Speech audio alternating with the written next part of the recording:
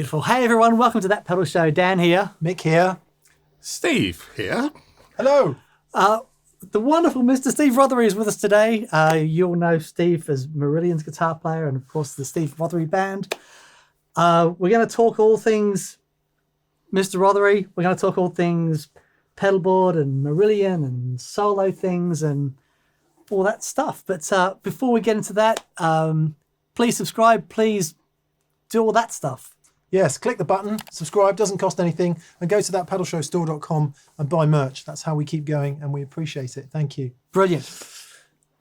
Hello, sir. Hello. Good to be here. Yeah, thank you so much for coming out. We've been trying to get this going for a couple of years now. It's been a while, yeah. You're a busy boy. I am pretty busy, yeah. Yeah, it's awesome. Yeah. One of the things that we want to get into today, you have developed over your career, you've developed your own thing, your own sound. Yeah. You've also developed some amazing fans, Totally.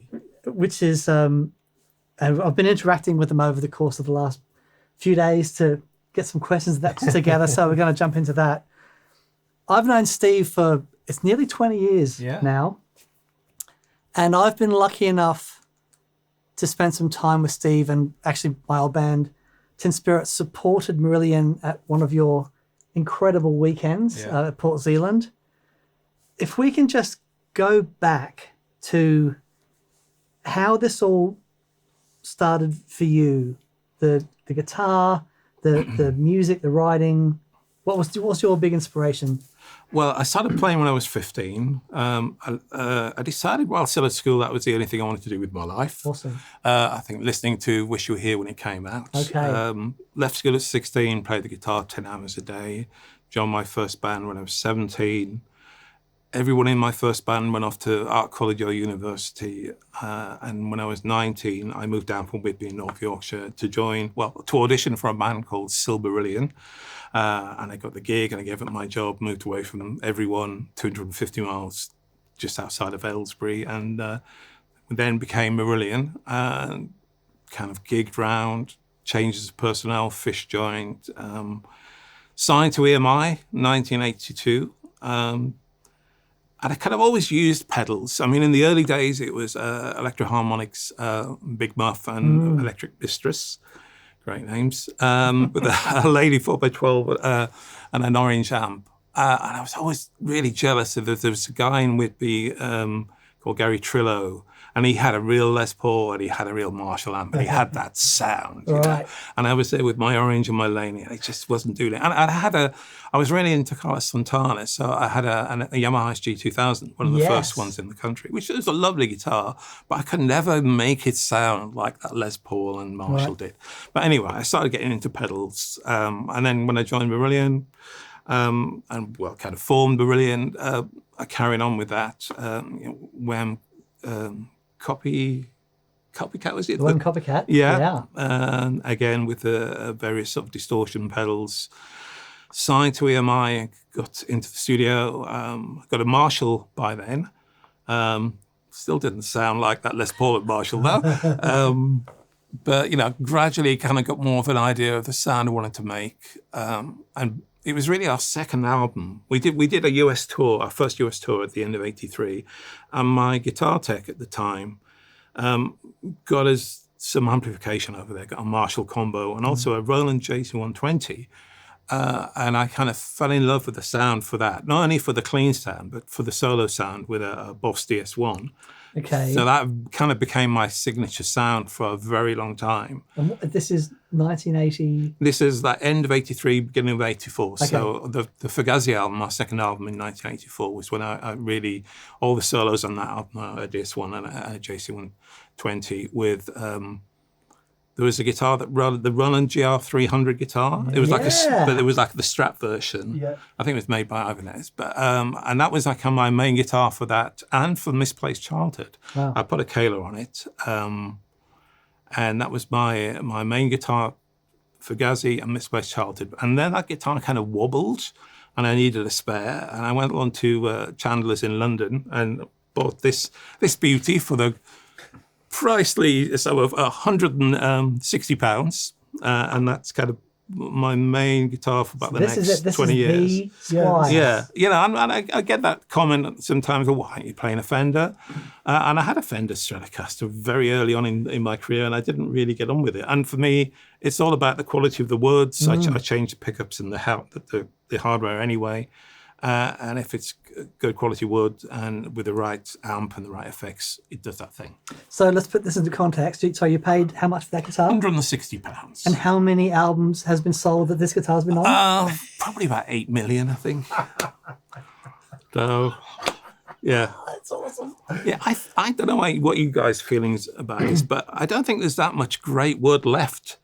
I mean, I think the boutique makers make the effort. Working hard to find it. But I know for a time Gibson was just using whatever they could for the bodies of Les Pauls. But I think there was a period of time in the early to mid 80s where the guitars coming out of that particular Japanese factory, the Squiers, were better than the Fenders, than the US Fenders at the time. So there was a good reason for that. So the Squier brand was launched. Sorry.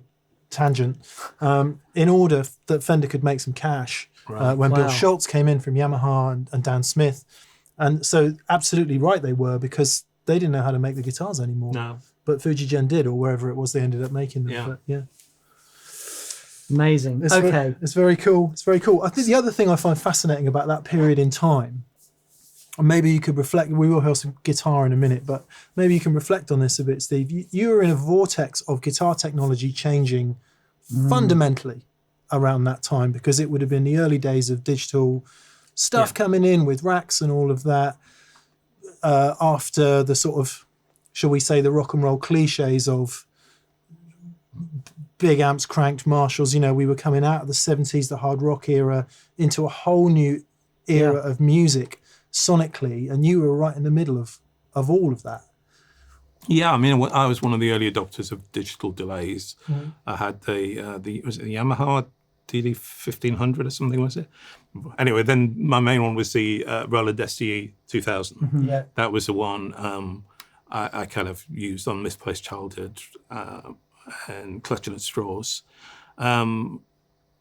Boss C300 chorus, which is, there's two favorite chorus units I have, which is my original one of that and the Analogman mini chorus. Chorus has been my thing. I suppose it's one of the things I'm most identified with. And obviously the chorus on the JC120 is a thing of beauty as well.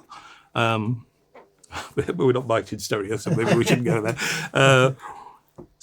Chorus and Echo and DS1 distortion with a Strat. That was kind of my sound for, and using a Marshall as well for the chuggy stuff and the power chords. Would you ever use them together? No. It was always one or the other. One or the other, yeah. Nice. Yeah. So, okay, well, let's have a listen. So that, some of those clean chorusy tones. Yeah. Oh, sorry, I stepped on the older.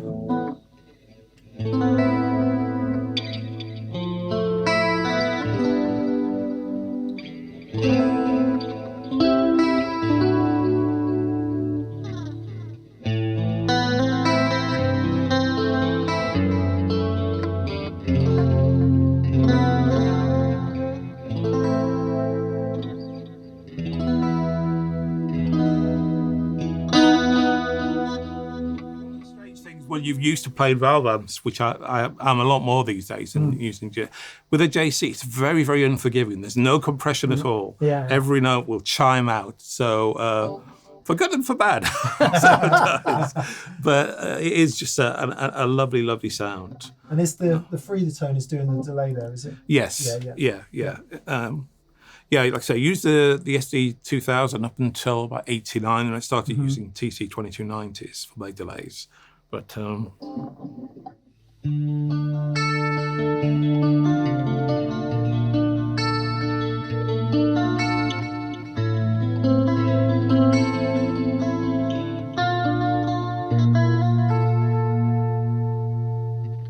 that was kind of the one sound. Then the solo sound, which might blow your head off.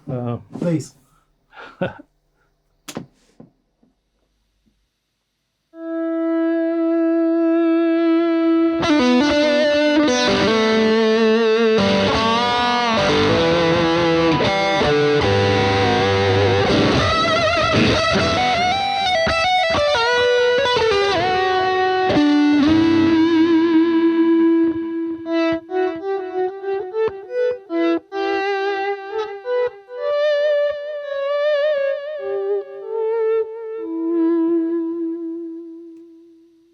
etc. And So that's a DS1. that's a into DS1. a JC120. Exactly. Where's the DS1? Underneath in I the see. bottom layer. Okay, can I? If I lift it up, will, Yeah, it, yeah, fall, yeah. will it fall to bits? No, it should be fine. Dave Foster put this together for me Yes. just over a week ago. So it's still a build in progress. I'm going to add a couple of the pedals, but it's a thing of beauty. So Analogman mod. Do you know which mod that is? It's just a lot cleaner, I think. I don't know which of the particular mods. He sent me a couple over, actually. Mike's a great guy, very He's the best. supportive. He's the best. Look at the settings. Tone full down, distortion full up. Yeah. Oh, Well, that's the wow. thing, because the JC120 is such a bright amp, and obviously Strat's a bright guitar, especially And with EMGs, EMGs. yeah. So then you compensate that by taking all the tone off on the DS1. And again, this thing about Santana being an influence, how he used to make the guitar just sustain forever, Yeah. just by that kind of positioning of the body of the guitar against where the speaker is. So that's kind of what I one of the things I adopted really with the DS1 sound, making a Strat sustain that much. Obviously, when it's that overdriven, you have to be very careful about damping all the other strings with both hands. But yeah, it's that was my main solo sound all the way up until about 99, really, in the Analogman album. So what's doing the chorus there? Is this the mini chorus? Okay.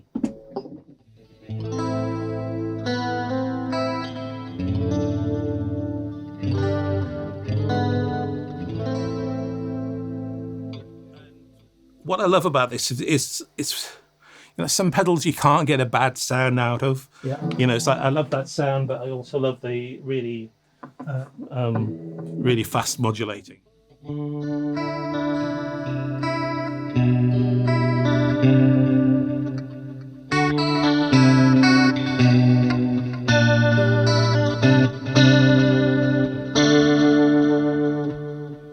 Leslie, really, in that sort of sound. But yeah, no, I mean, probably the sound it's most known for is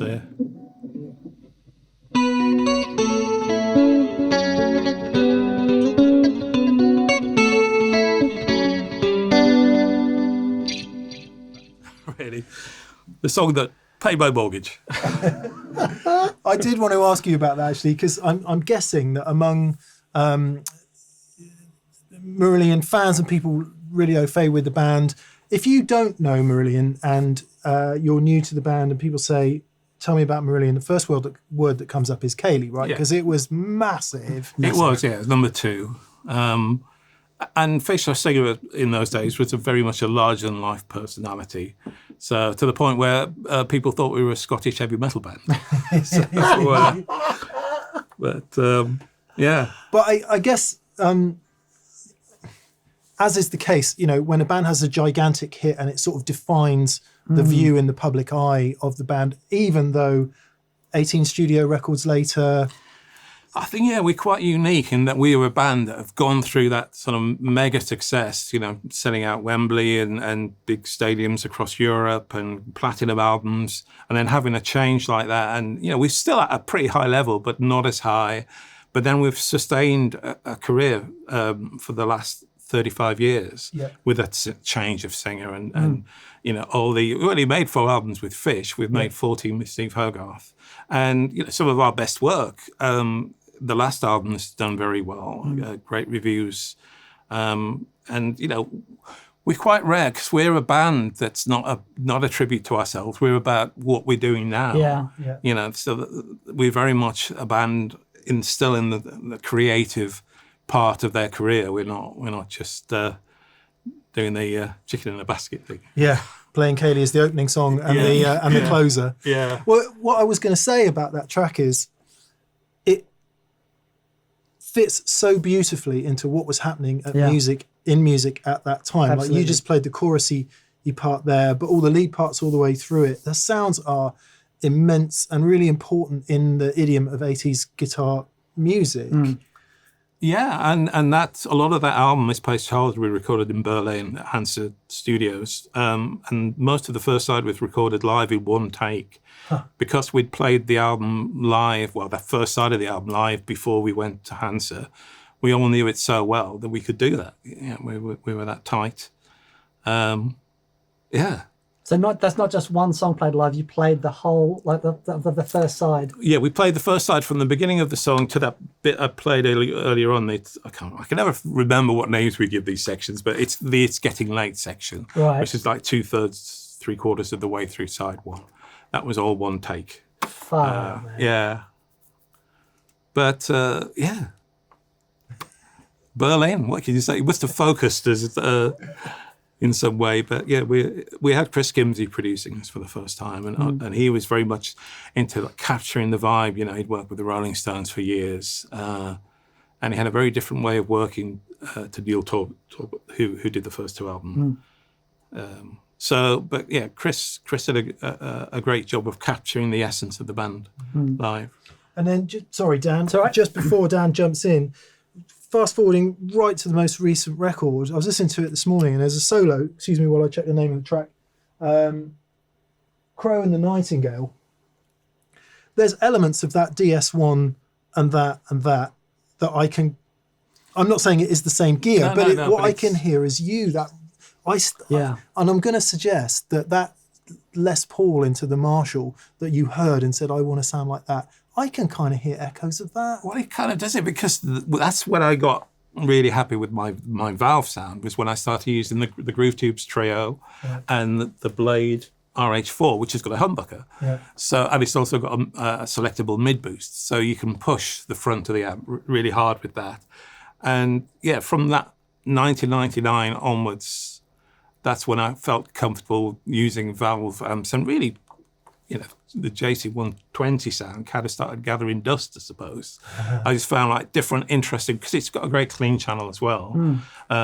So different combinations of sounds that inspired me. Because at the end of the day, it's all about feeling inspired. And for me, it's like the right guitar with the right pedals, with the right amplifier. It's like a tonal palette, you know, you can call on to do anything, to make the guitar do what you want it to do. I'm sorry, I jumped chronologically there. No, it's so okay. Excuse me. It's okay.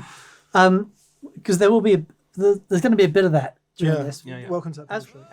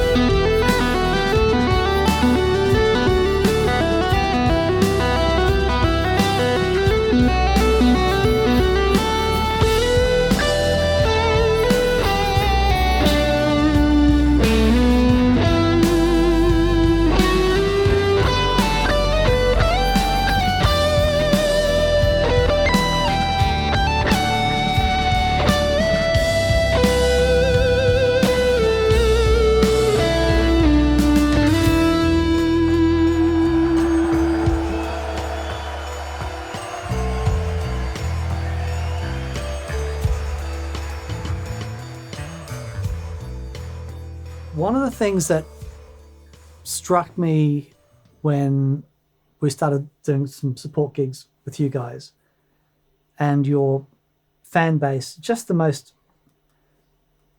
amazing group of people who are so into it. Like, you know, they didn't have any clue who we were. We hadn't released our first album yet. And they were just so willing for everyone playing that weekend. And those 3 nights were on the last night.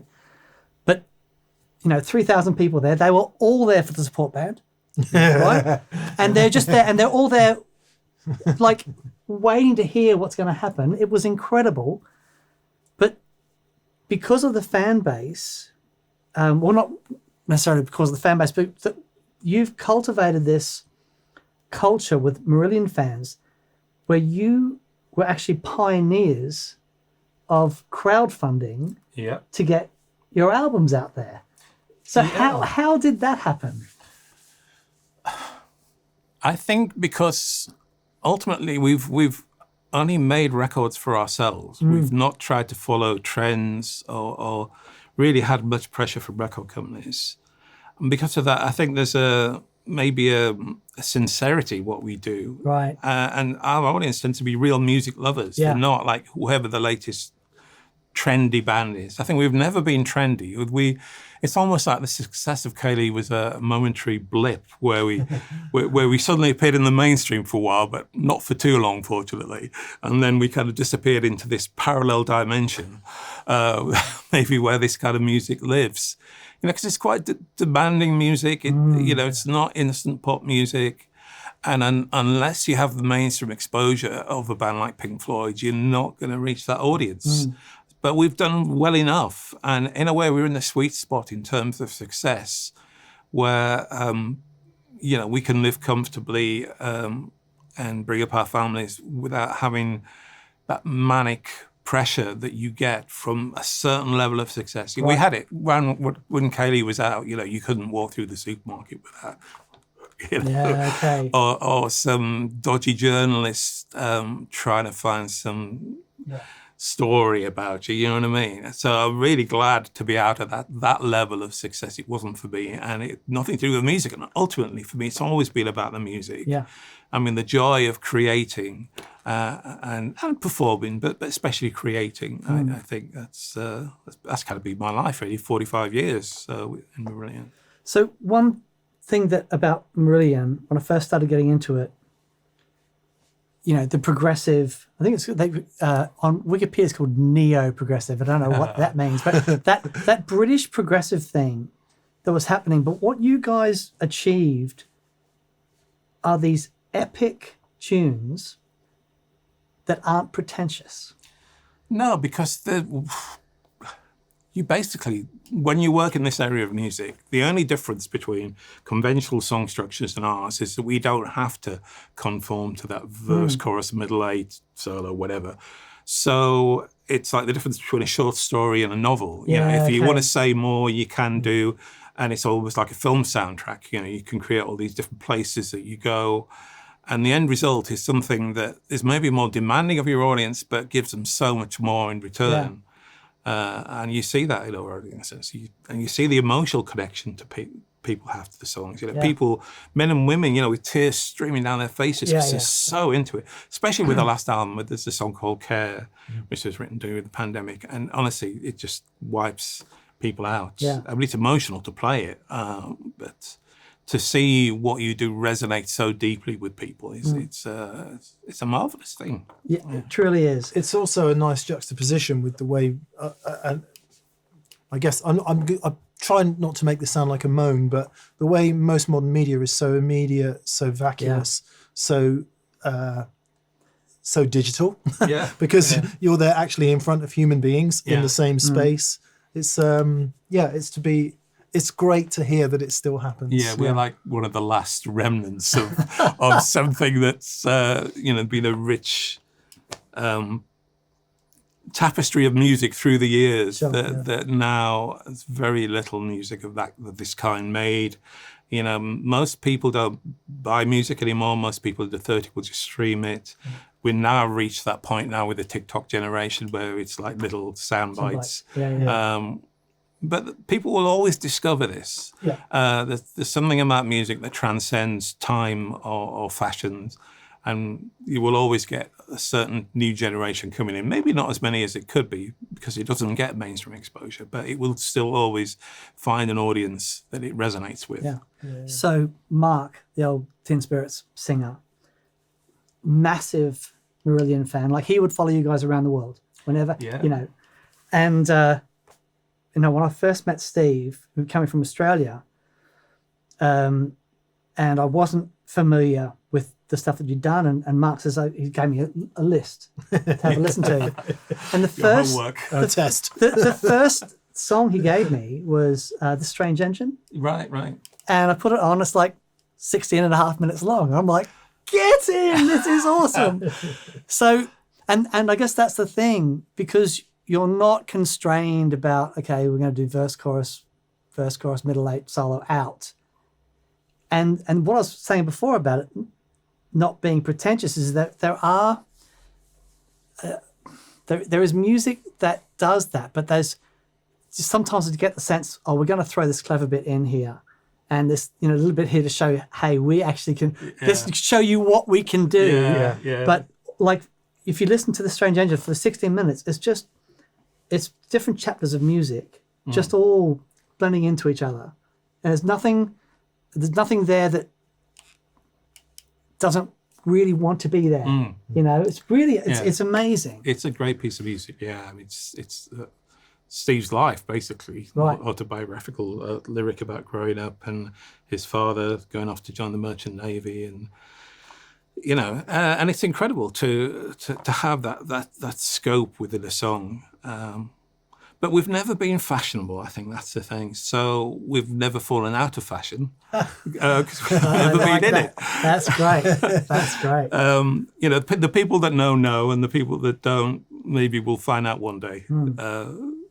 But okay, so I think we got up to 1985. We derailed the rig conversation. We did. Yeah. So what were the major step changes for you? I put it in that email I sent you a few months ago. I had the Boss did this system where with you had like I think 8 Boss pedals with a routing system with volume control, and I think I worked out how to send it between the 2 amplifiers, and I started using that around about I think 84, maybe 85.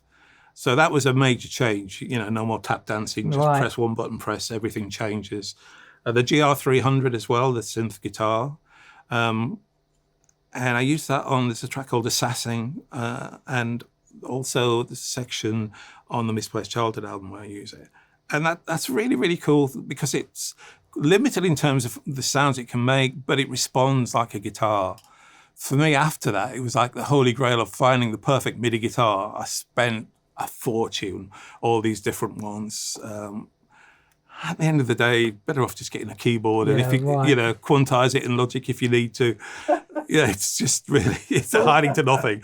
I've spent a lot of money. In fact, one of them was Australian, the Passac MIDI guitar. It was an Australian design, but it had the Zeta, various Roland ones. But apparently the most common question with those MIDI guitars, how do I make it sound like a guitar? Yeah. You just get a guitar sample, you play it really badly. Stuff. It's like, okay, but how do I make it sound like a guitar? It's kind of missing the point, but yeah. Yeah, exactly. Yeah. So, and I think these days you can do really interesting textured things with like using the octave pedals, the distortion with either tremolo or vibrato or both, and you can create a lot of those sort of interesting textures without taking the guitar off or using a special sort of guitar. I think we're in a golden age in some regards for what you can do now with some of these, granular sampling kind of devices and stuff. We'll talk about it later if you like, but I'm doing 3 different solo projects in between doing the next Marillion album, one of which is a project with Thorsten Questing from Tangerine Dream. Right. So we've done a few sessions over in Berlin with him with a small sort of travel board. But again, having those amazing ambient effects you could get these days, it's been really fun. Another one of those projects is with Steve Hackett. It is, yes. I'm working with Steve tomorrow night on some ideas. We've been kicking ideas around for about 5-6 years now, but we're hoping to move it forward, do a bit more recording in August. I'd like to think that it will see the light of day next year, but you never know. Awesome. Yeah. That was a moment for me, actually. We supported you, I think, in Birmingham. Was it Birmingham? And then we played back in New York City. Right. And I get a text from Mark at the gig going, by the way, Steve Hackett was in the audience. We'll play that. Yeah, no pressure. No pressure. In fact, you should have Steve up here, actually. Oh, man, that would be great. I'll mention it to him. That would be wonderful. That would be great. Thank you. That would be great. Okay, let's hear some. So you were mentioning the prog and that sort of stuff. I think you had a sound here. Yeah, should I move forward into the blade use? Yes, Yeah. okay. Okay. So that let's was do we've capped off the early Yeah. rig then. Yeah, I think so, okay. yeah. Just want to make sure we haven't missed anything. Okay. So I got this around about the same time, sort of 98, 99. Right. It's one of the very first blades that Gary made. And it's just been my main writing guitar since, really. Wow. 2 Linn Frayling vintage single coils, the original blade humbucker. It's a passive guitar, but with an active circuit you can switch in. So you've got a mid boost in that position, bypass there, and a treble and bass boost in that position. Okay. So as opposed to them being active pickups, you switch in like an active buffer boost circuit on the guitar. Okay. Actually, one thing I didn't ask you about the EMGs was, did you know that that's what you wanted with the EMGs in the Squier, or was it just, I'll try this, and they stayed in there? I think I knew what I wanted. In the Roland guitar, I think I'd had some different pickups. I think Kent Armstrong single coils, which I quite liked, but I thought the EMGs could be the way to go. But this, it's by far and away the most versatile guitar I've ever had. And, it's like a marriage between this guitar, those effects. Originally, it was with a Lexicon MPX G2 in the loops of the trio. And then that also, it'd be a little bit noisy in here, but there we go. So there's basically a trio is a 3-channel valve preamp. The mean channel, which is this.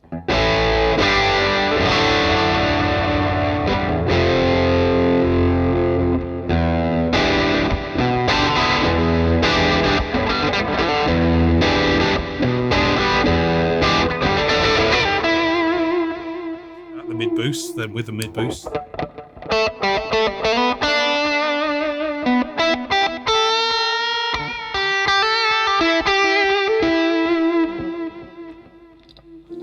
Clean channel for all the Marillion fans out there, used on tracks like Ocean Cloud. I don't have all those presets to use here, but some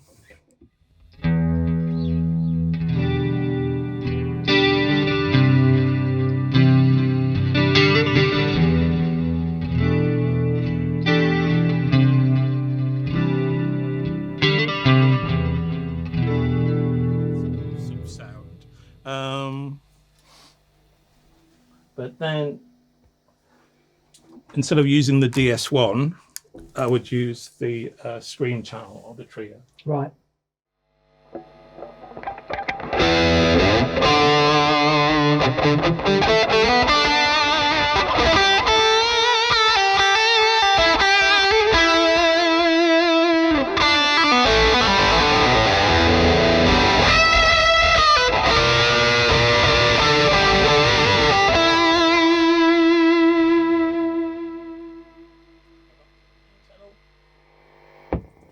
And then, discover over the years different things that work well in combination with this guitar. Right.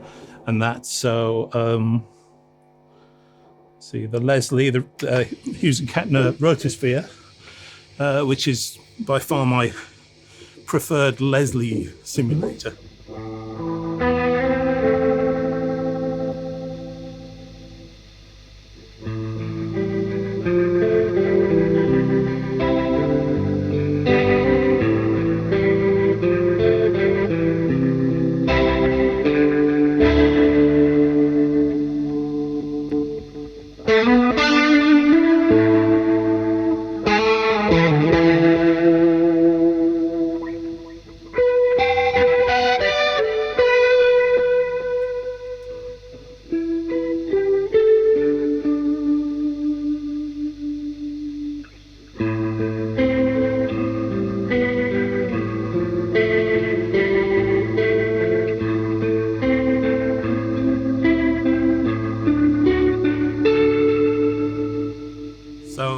I've used that, probably overused it over the years on various tracks and albums. Also at the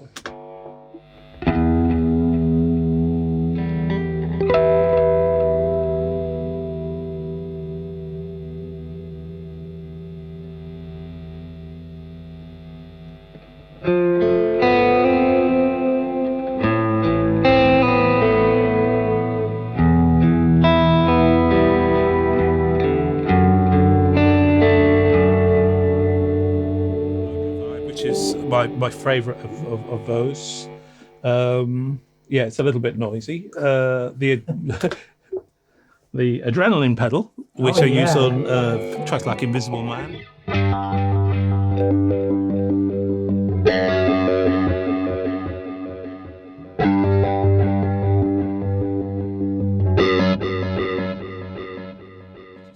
Play very simple parts, and it sounds very interesting. I mean, I'm always of the opinion that you play the sound. Yeah. So, if it's a sound that gives you a lot from very simple passages of broken arpeggios and stuff, then that's great. You play what the song needs. It's not, in terms of speed or technique, it's all really about playing just what the song needs and not having to demonstrate your chops to the front row. So that's really interesting, because one thing I noticed watching you live, when a solo's coming up, everyone knows the solo. Oh, yeah. And they're so excited to hear it. Yeah. And because I remember, watching you live, whenever a solo coming up, Mark would go, so do you write the solos out? How do you go about constructing a solo for a tune?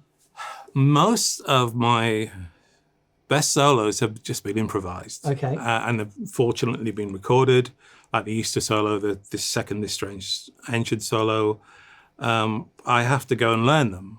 Wow. Sometimes, and it's just as hard for me to learn them as for anybody else. How the hell did I play that, But they're just like in the moment. You're just feeling it in the moment. Completely in the moment. And I love that. All I'm trying to do is not go to the obvious place. Okay. Like where you jump around the neck and just don't play a pentatonic scale across the neck. You try and surprise yourself. Where in the scale you're going to jump to. And the space, so much. Yeah, space is so important, really. And you play the spaces as much as you play the notes. And you see some of these players who are constantly shredding. There's no breathing space for the music. For me, every note should have a purpose. It should kind of be a pebble falling into a lake or something. You know what I mean? It should do that thing where if it's constant, you're not, I don't know, you're kind of communicating with an audience when you play a solo. Yeah. And you can go as fast as you like. You're not really communicating much other than the fact I can speak really quickly. But you're trying to reach inside them. And melody and emotion, and I mean, bending and vibrato is a very important part of what I do. And it always has been. And that's why my hand position maybe is compromised a lot of the time for anything like fast legato stuff. But it's all about having that maximum expression from each note, like, squeezing the toothpaste out of the thing. It's each note's got to be as much emotion in it as you can squeeze in. But also, again, like the whole thing with the space, it's like I approach it almost like it's a wind instrument, and where you have those pauses for breath. That it kind of gives it a lyrical quality. And I think if the sound's right, and if that thing is happening between the guitar speaker and the body of the guitar, which you can only get if you've got speakers. Hello. And even if, I do use a modeler, I use a quad cortex live, but I also use amplifiers with it. So there's still that same relationship between the body of the guitar resonating and the air being moved by the speaker. But yeah, there's a couple of other sounds on here. Some of them will be with when I move on to the third guitar with the other amplifiers. But let's see. Can I ask, Steve? You've got various markings on some of your pedals there, and they look to be color coded. Just chinographed really in the studio where you find something that works, you just kind of mark it so you can relatively easily get it back. It's not this guitar, that guitar, and that guitar. No. But this board is very much a work in progress. It was only finished just a week ago, so if it's a little bit noisy in times, it's because we haven't fully, done the troubleshooting. But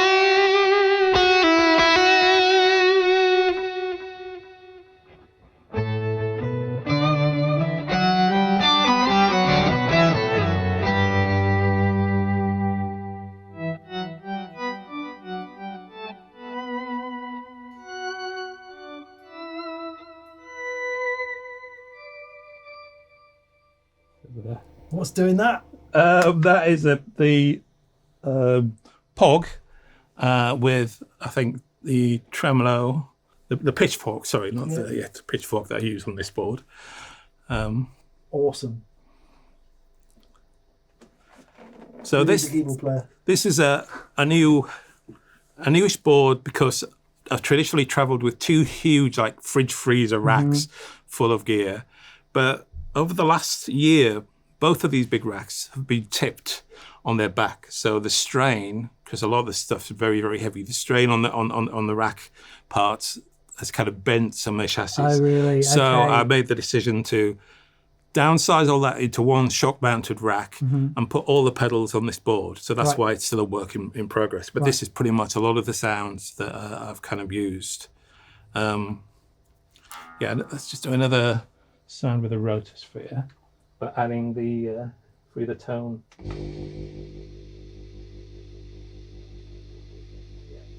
Again, it might be quite noisy, but it won't be by the time the board's finished. It's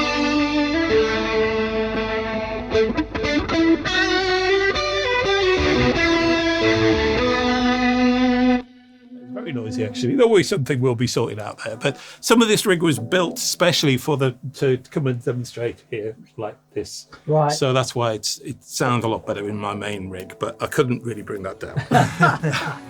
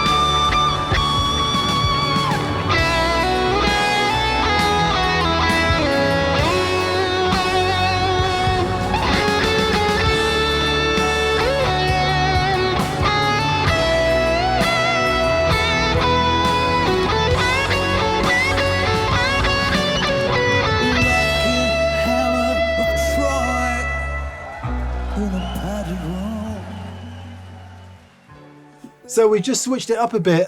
Steve has moved to a new guitar and, well, not a new guitar, but a different guitar. Yeah, this is a guitar that Jack Dent, a guitar builder in just outside of Winston-Salem in North Carolina, made for me. He's made me a few guitars. This is my favourite of them. It's what I used on my Ghost Appropriate album. The story of that is I got asked to play at the International Guitar Festival in Plovdiv, in Bulgaria. And my original plan is just to do it with me and my friend Dave Foster and a laptop and do some loops and stuff. And we're going to play for like 30 or 40 minutes. And then about a few weeks beforehand, they turned around and said, actually, we'd like you to play for an hour and a half. So first of all we had to do is put a band together, which we managed to do because Leon is a friend of Dave and myself, and he was in this band, Mr. So-and-so, with Dave. Then Yatim, the bass player, we'd seen play live with Panic Room and loved his playing. So the four of us, Dave and I got together, wrote some music, and the four of us rehearsed it and played it live in front of this audience for the first time. Not really having defined structures, but like a bit of a week, go to this section now. And we had all the keyboards being played by a MIDI foot controller. Okay. So it's like chords programmed from single notes, so you could just literally tap the different changes in. And it was a great success. And that gave me the idea of doing the album. And I put together different sounds that I thought would work well. I just got this pitcher amp as well, Whip Pitcher had made for me, who's sadly passed on now. But it's a sort of Dumble clone, an amazing clean sound, and takes pedals really, really well. Right. So that was kind of the basis of doing those sort of sounds, really. And this is a lovely guitar, 2 single chords, a humbucker, an active boost circuitry if I need it, a chambered body. Again, Jack's retired from making guitars now, but this is, it's a work of art. And yeah, it's a guitar I've used for the last 10 years of doing solo shows. Awesome. And we've got the Jester as the overdrive. Yeah, we got Jester for the kind of those chord sounds. Right. Sorry. Keep my, it's all right. Turn that down to bleed. Oh, no. You honestly don't need to.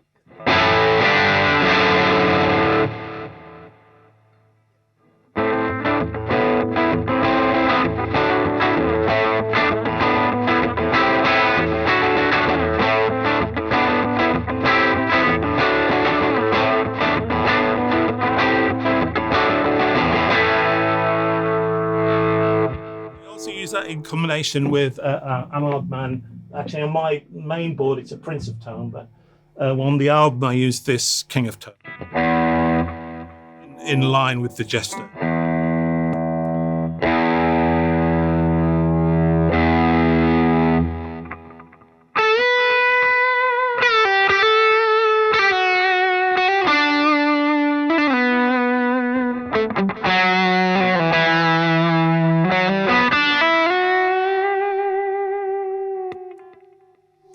Which is a different sound to both the Scream channel and the DS1, but it has a lot of the same qualities you said about that sort of register that I like to play in.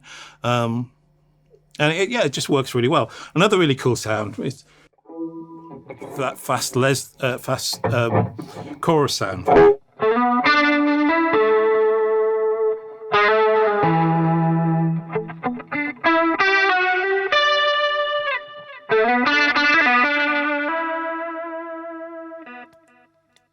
So yeah, that's something else I love. And again, with the octave box as well. We need to take through.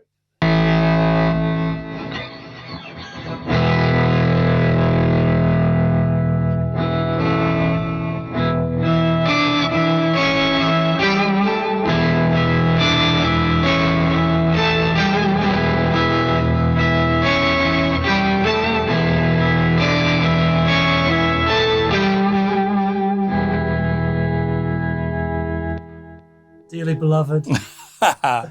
So you kind of getting into the keyboard sort of land in terms of the space that it's filling, and it's doing more than maybe a guitar would just do. But again, a very simple part with the right sound will do what the song needs. That's sonically amazing. What is the Pitchfork, Dan? The Pitchfork is it's like their version of, I shouldn't say whammy, but it's their whammy-esque octave thing, can go up or down, or. But it sounds more Pog-like to me than. Yes, it's very like a Pog, but the Pog is more like an organ. Yeah. With this still sounds quite organy, but if you use it less overdriven, it's not quite as organy. It's just more, but it's still a very interesting sound. Because it's got all those extra textures of the octave down and an octave up if you want, and how you set that blend between that and the standard note. And it will portamento up and down as well. You can do all the whole whammy stuff with it. Really great. Is there any MIDI on that one? Funny you should say that. No, there isn't. But the original one, there's a MIDI kit you can get, which I've just ordered from the Netherlands, which I think is arriving tomorrow. Right. So I just need to find somebody to mod my original Pitchfork so it will accept MIDI. I'd love to know why Ledger Harmonics hates MIDI. They have these pedals that have got all these amazing sounds to them, and even like they did a version of the Pog with like 9 presets, but to get to them you had to change the encoder, had to twist it to go down to each of the presets. So there's no other way to get to them. It's like no. Mike's like, no, we don't do MIDI. We don't do that here. There you go. I'm all in, mate. Yeah. Yeah. So one of my favourite sounds of tremolo, really. I mean, you talk to Stephen Wilson and he's opinion of chorus is lower than the low, but he still loves modulation. He loves vibrato and tremolo. And tremolo is a very evocative, kind of cool, timeless sound, really, I think.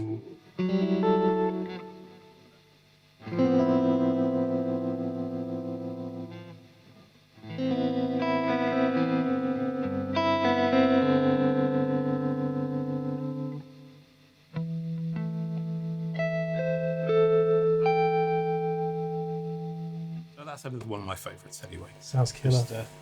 Do you say this guitar gets used for solo stuff and not Marillion?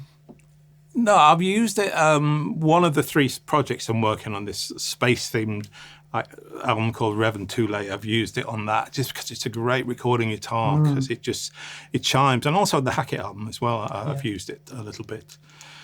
But I tend to use a Blade, but I've got a selection of guitars now to choose from. They put you in different headspaces? Guitars? Yeah, definitely. You know, the same way that different effects, different parts will work, different guitars will lead you down a certain path, I think, in terms of what kind of works, how percussive they are, or how resonant they are, how much they're great for those sort of chimey sounds, but limited in other aspects, really. But that Blade can do pretty much everything. You know, it's got the single coils, it's got the humbucker, it's got the mid boost. You can boost either one. One thing we haven't talked about actually, which is very different from I know your philosophy, is how I use the volume pedal. I use it right at the front of the chain before it goes into that, because I like the fact that it changes the sound, as it cleans the sound up. Yeah. And especially having this one now with the numbers of where you are, which is very useful. But I like the fact that as you're swelling a note in, the texture, that this changes slightly as it gets more overdriven. You know, so that's always been the way I've kind of tended to use a volume pedal. But just briefly on the Adrenalinn, do you go deep with it, or do you pick a? Because I'm completely unfamiliar with it. I know that it was a massive thing for a minute, and John Mayer used one, and a bunch of other people used them. But it's an arpeggiator, is it? Is that what it does? Yeah, it's a kind of arpeggiated filter sweeps, really. The thing is, some of the presets in it use amp modelling as well, which I don't think is particularly great. So, it's, you know, as you flick up the presets, you get some things that you think, oh, God. You know, there's maybe like a dozen presets which, oh, this is wonderful. And it creates an ambience and stuff, but not everything. So it is a case of cherry picking the things that work for you. But the fact that it syncs to a MIDI clock is really, really important. In fact, the little device we've got in there now is the Bluetooth MIDI. So from your Mac, you can define it as a device in audio MIDI, and it will send clock from, say, Logic directly via wireless Bluetooth to the MIDI clock there. Yeah. That's even more amazing when you consider the latency involved in Bluetooth. Yeah, no, this is it works very well. Awesome. No way. Can we hear hear a bit more of it? I'm just fascinated by it.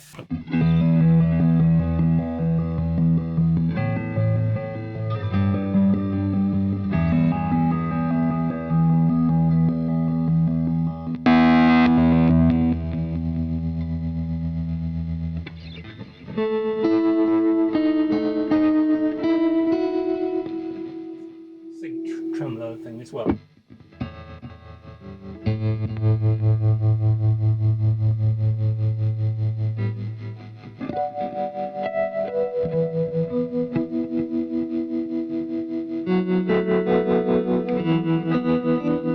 You can go in and change all the different aspects. I was just.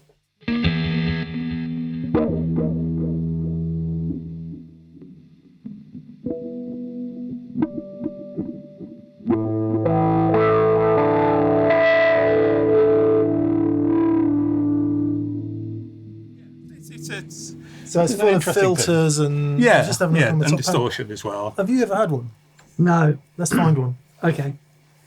But next time we do some recording, you know, if you've got something like you've got a really happening drum loop or something, or a drum performance that's in time to a click, and you can send MIDI clock in sync with that performance, it's incredible the vibes that it can create. Wow. I love that idea. It's really cool. Have we covered everything? Yeah, I think so. I think we're a long way there. The only sound that I couldn't bring down, because this again is still part of the fridge. One of my favourite sounds. It's the Rockman modules. Oh yeah. Going into an old quad reverb. and you have like that very bright, compressed chorus sound of the Rockman modules into this really kind of ambient reverb. And I use that quite a lot, but it wasn't possible to adapt it to bring it down today, unfortunately. So before we let you go, I did throw out to of course the questions, Facebook land, some questions. Yeah. Mick, if you would be so kind as to... What have I got to do? Just pass my phone. Oh, I see. I am qualified for that. I There thought we you were go. going to ask me to program a MIDI preset or something. No. So a question from Camera Obscura 888. He says he was so excited that you're coming on the show. As a longtime fan, he's wondering where you draw your inspiration from writing your solos, as they're so melodic and dynamic. But as we've just learned, so many of your solos are improvised on the spot. Yeah, no, absolutely. Some you piece together from like 3 or 4 takes in, say, Pro Tools or Logic, and try and give it a nice shape. The Crow And The Nightingale solo was kind of done like that. But some of my most famous ones were kind of improvised, and then I had to go back and learn them. Maybe just kind of write a little bit to finish off the end of the phrase or something. Right. So yeah, I don't know where they come from, other than I think we were all some of our influences and the people we've listened to over the years. And my advice to people would always be to steal from as many different places as possible. You don't want to just become a clone of your favorite player. You want to just steal a little bit of this from here. And my main 3 influences when I started off were Steve Hackett, Andy Latimer from Camel, and Dave Gilmour. But there was also other little, like the sustaining thing from Santana, the kind of the general noise thing from Hendrix, the chordal work of Eddie Van Halen. I loved especially his chordal work. Some of the way that Alan Holdsworth used the arm. All these different players, and you just take a little bit aspect from each one, and you just kind of mix them all together, and hopefully something will come out the other end that is interesting to people. Do you know Andy Latimer, by the way? Yeah, a little bit, yeah. Because he lives very near to here. Oh, apparently. really? Yeah, and I heard he'd been unwell, but... Yeah, no, he's been unwell because he had to cancel their last tour. Okay. But I presented him with a Lifetime Achievement Award at the Prog Awards about 5-6 years ago. And in fact, he emailed me at the beginning of this year saying he'd been listening to The Ghost of Pripyat and complimenting me on it. So, which is very, very sweet of him. He's a lovely guy. And one of my main influences, I think, in terms of phrasing and how he approached the guitar. So amazing. I have a question here from Gould Branson. It says, can you ask Steve, please, why he feels it's important to stay era-specific with his gear on tour? Because that's what works. Yeah. Ultimately, it's like a palette of colours for an artist. You wouldn't want to use different colours. It's like, it's so important. The sound is part of the song. If you want to reinterpret it, that's a different thing. Right. But like certain parts will only work with certain sounds. Yeah. So that's why I would always want to try and use the same gear more or less. But having said that, I've done these flying shows around the world, and you can't take your normal rig. You do your best to approximate it. But the JC120 is a very important part of my sound. Yeah. Yeah, I never forget when I forget when this was. It was a long time ago when you were, because you've always done clinics and guitar clinics and things as well, and British Guitar Academy. British Guitar Academy. Yeah, we were ahead of the curve. We were ahead of the curve. Too far ahead of the curve. Yeah, we came off the road. We were so far ahead of the curve. It hadn't started curving yet. Right? But it was an amazing concept. So Steve had asked me to come down, and Steve was doing this. We had obviously Steve. We had Rob Harris from Jamiroquai. Yeah, so we had a few people down, and the idea was trying to impart the knowledge. This is what it's about. It's not necessarily about the speed of your licks. It's about these things, understanding these things in terms of moving forward with your playing and your approach as a musician, really. And you did a fascinating talk. Oh, thank you. What was apparent straight off the bat was how much you care about this and how important it is for you so that what you hear, that you get right. You can, you know, you've never compromised. Once you've got that idea, it's like, okay, no, this really wants to be that sound. It's like watching you dial in the stuff now, and you're going, it's very rare to see a guitar player turn the bass down. You know? Yeah. And it's like, no, this sound, I need this, I need the top end to chime through. I don't want the bass going, I just tighten that up a little bit. But it's very, it was immediately obvious to me how much you care about this stuff. And it's been wonderful and inspiring to, you know, see you on this journey for the last 20 years. I want to do some more stuff on another day. Okay. I'd love to do, Steve, I'd love to pick your brains about the 2290, the flight time and the new 2290. We could bring. I almost brought a 2290 down with me, but it just meant bringing a bigger rack and it wouldn't have fitted in Andy's car. But we can do that. We could do a comparison of 2290s. That's a whole other story. And there's so much more. I mean, we've just literally skimmed the surface of blooming decades of... Yeah. Well, I'll bring a different pedal board down so we can explore. Awesome guitar tones. And, you know, you'll see it. I'll do close-ups of everything, but the trio you talked about and all of that, there's so much more here than we were able to get into today. Steve is going to play a couple of pieces for us, which we might cut in or we might put on the end, depending how the edit goes. Thank you. Yeah. Pleasure. It's been awesome, man. Thank you for having me down. Of course. It's been a long time coming, and we're so glad we've finally been able to squeeze into your incredibly busy schedule. And I watch nearly all of these shows you put out, and it costs me a fortune. And my wife's always saying, "That's another pedal." I say, "Well, it's sorry, Joe." How is it different to all those other chorus distortion, whatever pedals you've got? Well.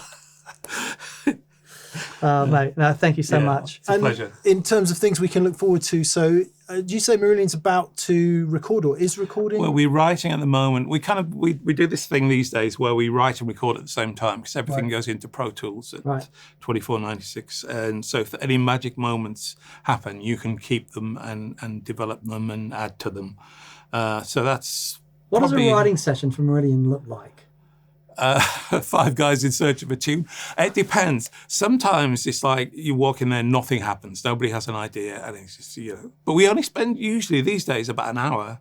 We walk in. If something happens in that first hour, it'll be worthwhile. Okay. Once it gets past the first hour, you're usually treading water. That's experience there. Yeah. Isn't it? But if it does start to happen, I mean, if I'm in the zone, I'll maybe have 5 or 6 ideas one after another. And then it's down to, is everyone listening to each other? So we're not trying to paint different pictures. But you're all in there together. We're all in there together. Okay. Love when that. you said when you walk in, I wasn't sure if that was metaphorical. You are actually... Yeah, all 5 of us are in the room. Oh, that's amazing. Yeah. How cool. That doesn't happen anymore for anyone who's confused about that. Yeah, I mean, you know, sometimes people develop ideas at home and then bring them in. But generally speaking, that initial arrangement stage. And Mike Hunter, our producer, has to take a lot of credit as well. He's the person... herding cats, trying to get us all on the same page. And, you know, he's a person that sorts through literally hundreds of jams and picks out the moments that he thinks we could really make something special with, little nuggets of gold, you know, and then maybe in a few months' time we'll go back and revisit those and develop each one.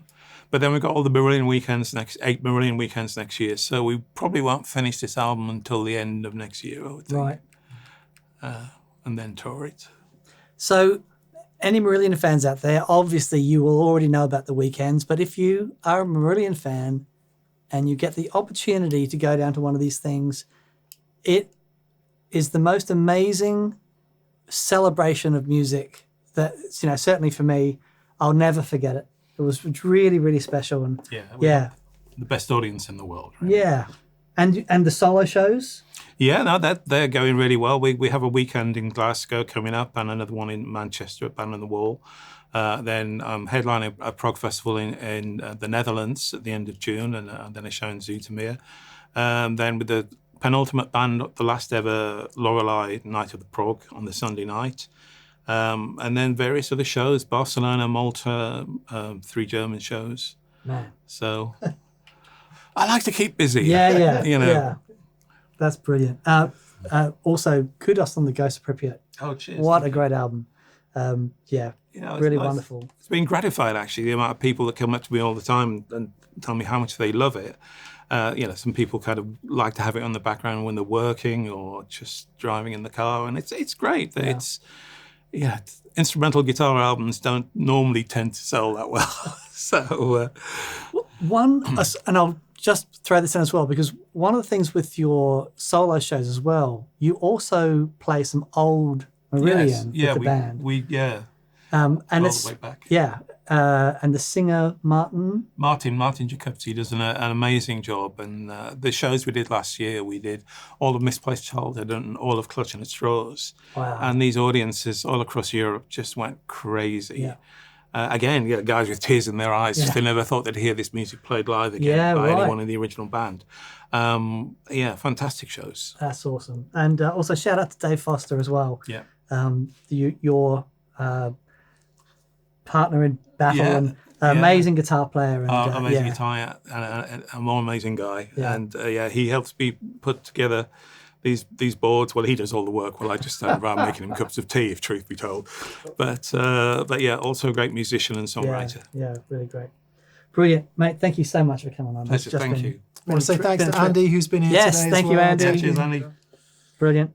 Okay, and we'll hear some. We'll set up to make some more noise. Links below. Check out that pedalshowstore.com. All the stuff. Please subscribe. Thanks again, Steve. We appreciate it. Brilliant. Pleasure. Cheers, everyone. See ya. Bye. Cheers.